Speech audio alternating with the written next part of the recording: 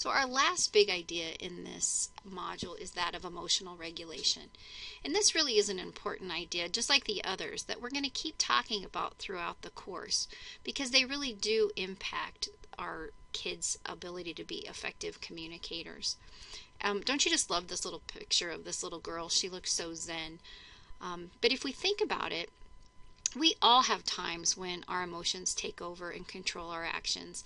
And I think that's why emotional regulation is really one of the easiest ideas for us to think about.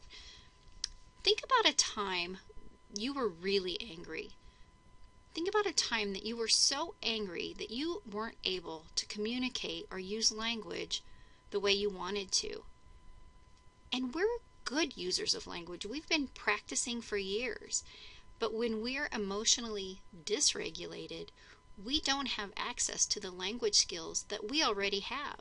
So now we're going to think about kids who are learning language and communication and the impact that emotional dysregulation plays in their ability to be effective. We can talk about emotional regulation in a couple of ways: mutual regulation and self-regulation. Mutual regulation is our ability to allow others to help us regulate our emotions, and self-regulation is our ability to gain control or regulate our own emotions, and to do that independently. Both mutual and self-regulation are necessary, and they both develop concurrently, not one before the other. We need both in order to keep from becoming dysregulated. Emotional dysregulation might be seen as when we're out of control. It might look like a meltdown or an uncontrollable outburst. When we're dysregulated, we are not able to engage, let alone communicate effectively.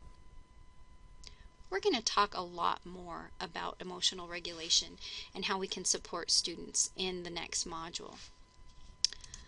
But for this module, think about finding the balance. What is impacting your students' ability to be emotionally regulated?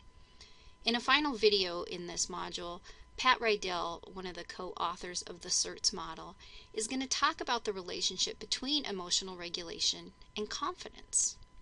He suggests that by decreasing anxiety and increasing confidence, you minimize dysregulation. So watch the video and think about it. Do you agree with his perspective? What do you think impacts emotional regulation? So we've done a lot in this module. We've defined engagement, we've examined joint attention, theory of mind, and emotional regulation, and now you're ready for an activity. In this activity, you're going to choose a student that you work with who struggles to communicate. Describe their engagement. When are they engaged? What do they do or say that makes you feel that they're engaged? What are you seeing that gives you the idea that they are effectively engaging with other people?